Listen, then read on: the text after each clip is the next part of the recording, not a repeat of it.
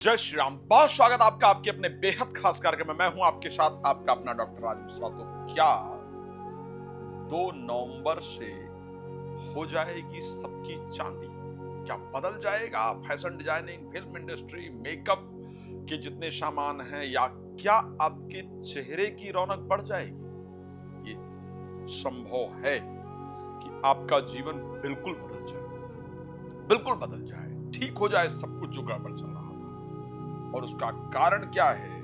उसका कारण है संसार के मटेरियलिस्टिक हैप्पीनेस के कारक शुक्र का वर्ष में पहली बार अपनी स्वराशि यानी तुला राशि में गोचर करना। इस पर चर्चा करेंगे, विस्तार से आपके बारे में बताएंगे। लेकिन सबसे पहले आपको बता दूं, आगामी जो मेरी भागवत कथा या राम कथा दोनों हैं, उनमें कुछ कथाएं जो हैं वो दिल्ली के अंदर हैं और उत्तर प्रदेश और मध्य प्रदेश के अंतर्गत है। यदि आप भी चाहते हैं अपने यहाँ मेरे द्वारा श्रीमद् भागवत कथा करवाना, या आप भी चाहते हैं मेरे द्वारा राम कथा अपने क्षेत्र में करवाना या श्री शिव महापुराण की कथा करवाना, प्लीज आप संपर्क कर सकते हैं और कथा का आयोजन करवा सकते हैं। आप मुझसे बात कर सकते हैं। रात को 9 बजे, दोपहर को 12 बजे आपके लिए लाइव आता हूं, मेरे साथ लाइव जुड़ सकते हैं। उसके साथ अगर आप कॉल अपॉइंटमेंट लेकर मुझसे बात करना चाहते हैं, करना चाहती हैं, तो उसके लिए किसी भी समय ये नंबर जो दिया जा रहा है, इस पर कॉल करके मेरा समय प्राप्त कर सकते हैं।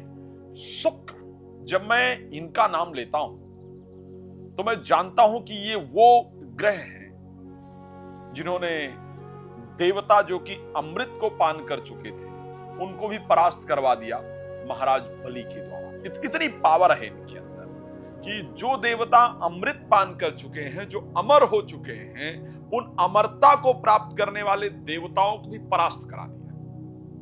ये वो देवता, अगर शुक्राचार्य जी की मैं बात करूं, जिन्होंने मृत संजीवनी का निर्माण किया है, जिन्होंने मृत संजीवनी का संधान किया है, साधारण ग्रह नहीं है। और उसके बाद वर्ष में पहली बार तुला राशि के अंतर्गत गोचर करने जा रहे हैं, जिसको रिलेशनशिप की राशि कही जाती है, 7th हाउस की राशि कही जाती है। ये वो ग्रह हैं, ये वो देवता हैं कि अगर प्रसन्न हो जाएं तो संसार का ऐसा कोई सुख नहीं है जो आपको प्राप्त ना हो जाए। ज्वेलरी इनके अंडर में आती है, सोना इत्यादि ज्वेलरी जितनी है वो इनके अंडर में आती है। प्रेम संबंध इनके अंडर में आता है, विवाह इनके अंडर में आता है, संतान इनके अंडर में आता है, कपड़े इनके अंडर में आते हैं, शरीर का चमक इनके अंडर में आता है, सजावट के जितने सामान हैं इनके अंडर में आते हैं, फिल्म इंडस्ट्री इनके अंडर में आती है, मीडिया इंडस्ट्री इनके अंडर में आती है, और तो क्या कहूं, इस संसार की खुशी इनके अंडर में आती है।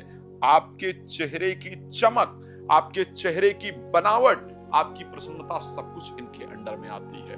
और ये अपना राशि परिवर्तन करने जा रहे हैं 2 नवंबर को और पहुंचेंगे अपनी राशि तुला के अंदर। तो आखिर आपके लिए क्या पॉजिटिव लेकर के आएंगे? पॉजिटिव सबके लिए जरूर होगा।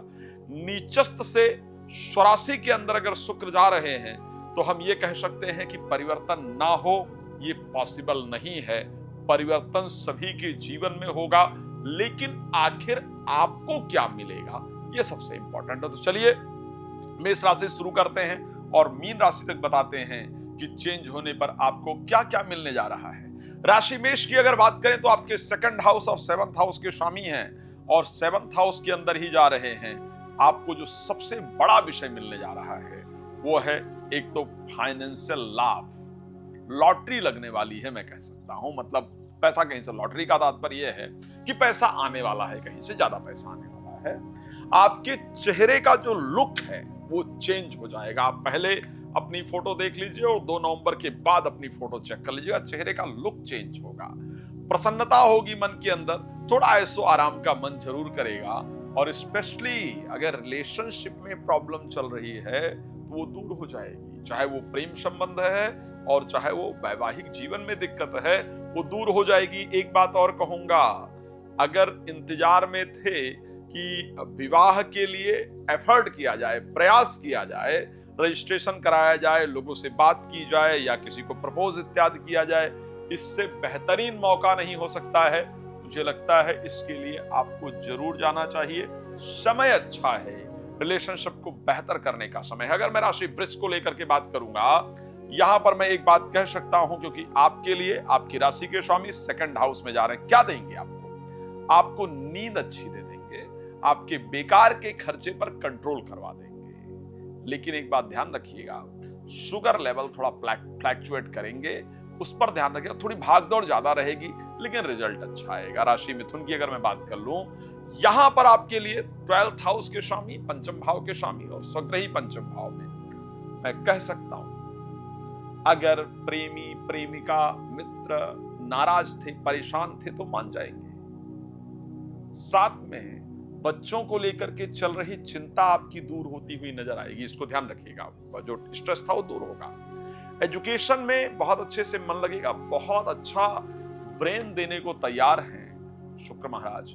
और जो लोग परेशान हैं, संतान नहीं हो रही है, आपके संतान को लेकर के ये बहुत अच्छा समय, साल में पहली बार 2 नवंबर से लेकर के 26 नवंबर तक का जो समय आपको मिलने जा रहा है, ये संतान के लिए आप प्रयास कर लीजिए, चाहे वो IVF इत्यादि है, जो भी प्रोसेस है आपको अपनाना चाहिए। रिजल्ट बहुत अच्छा आएगा। और जो परिवार संतान की शादी को लेकर परेशान है, आपको प्रयास कर लेना चाहिए, अच्छा रिजल्ट आएगा। मैं राशि कर्क की बात कर लेता हूं, जहां पर पहुंचेंगे 4th हाउस के अंदर। 4th हाउस दिल का हाउस है, दिल की इच्छा है, प्रॉपर्टी है, वाहन है। तो आपको प्रॉपर्टी से रिलेटेड हैप्पीनेस, घर से रिलेटेड सुख, गाड़ी तो लेने का जरूर योग बनाने वाले हैं। और एक इच्छा जो दिल में सोचे बैठे थे कि ये पूरी हो जाए तो मजा आ जाएगा, शुक्र आपकी वो इच्छा पूरी कराने जा रहे हैं। मैं पक्का कह सकता हूं 2 से 26 नवंबर, ये 24 दिन का समय नोट कर लीजिएगा। इस 24 दिन में एक काम आपका जरूर ऐसा हो जाएगा जिसको आप दिल से चाहती थी। तो शुक्र आप पर कृपा करने आ रहे हैं। बात कर लें राशि सिंह को लेकर के, 3rd हाउस में पहुंचेंगे और स्वामी कहां के हैं? 10th हाउस के, और स्वामी हैं आपकी राशि में 3rd हाउस के। 10th हाउस के स्वामी 3rd हाउस में यात्राएं, रिलेटेड टू प्रोफेशनल लाइफ, यात्रा होने वाली है, काम से रिलेटेड यात्रा होने वाली है। और कोई एक रुका हुआ कार्य आपका होने वाला है, चाहे वो सरकारी क्षेत्र में रुका हुआ था, या सीनियर्स के पास रुका हुआ था, या किसी व्यक्ति से आप मिलने वाले थे, मिलने वाली थी, जिसके साथ आपकी इच्छा थी कि इनसे मुलाकात हो जाता तो थोड़ा सम्मान सम्मान बढ़ जाता। कुछ प्रतिष्ठित व्यक्ति से आपकी मुलाकात हो और आपको सम्मान प्राप्त हो, ये परिस्थिति शुक्र आपके लिए करने आ रहे हैं। बात कर लेते हैं राशि कन्या को लेकर के। यहां पर मामला बड़ा शानदार है। शानदार इसलिए कह सकता हूं क्योंकि भाग्येश का 2nd हाउस में आकर गोचर करना, एक तो घर में बहुत दिन से चल रहा तनाव दूर करेंगे। मांगलिक कार्य का आयोजन आपके घर के अंदर हो, इस प्रकार की परिस्थिति पूरी तरीके से नजर आ रही है।